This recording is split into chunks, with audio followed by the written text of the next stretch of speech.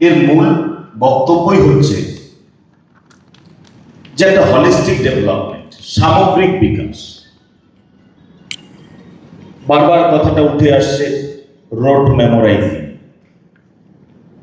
আজকের দিনে road memorising কতটা প্রয়োজন?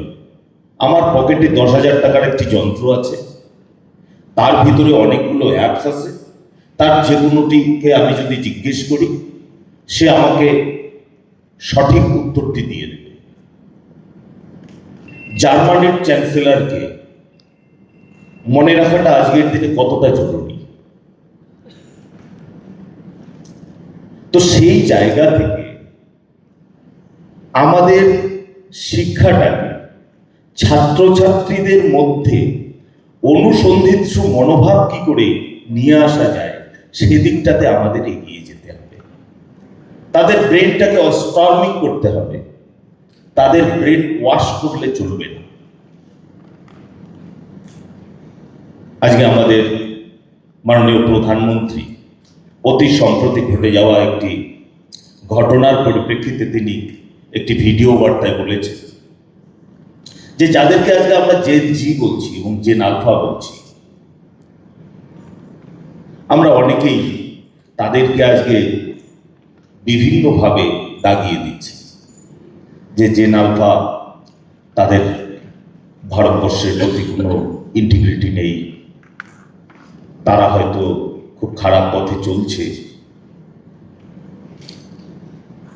কিন্তু তারা যদি আমার ছেলে মেয়ে যদি খারাপ পথে চলে, তাদেরকে পথে আনবার দায়িত্বটা কে নেবে? আমরা বলতে পারি যে বাবা মা নেবে, কিন্তু বাবা মার চেয়েও শিক্ষক শিক্ষিকাদের গুরুত্ব অনেক বেশি। আপনাদের সকলেরই সেই অভিজ্ঞতা আছে, তবুও আমি একবার স্মরণ করিয়ে দিই।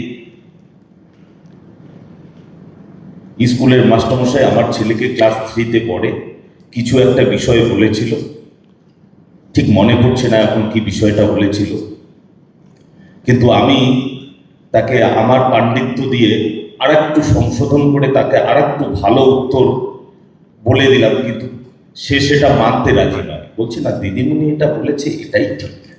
হ্যাঁ, আর ওর এরকমও একটা ধারণা হলো তুমি সব বিষয়টা এখনো জেনে সারো নাই। তো এই অভিজ্ঞতা আমাদের বাবা মা হিসেবে প্রায় সকলের। সেই কারণে মাস্টারমশাই দিদিমণি যখন বলে তখন সেই কথাগুলো কিন্তু তারা অনেক বেশি গুরুত্ব দিয়ে ভাবে এবং শেখে এবং সেগুলোকে তারা আচরণ করবার চেষ্টা করে।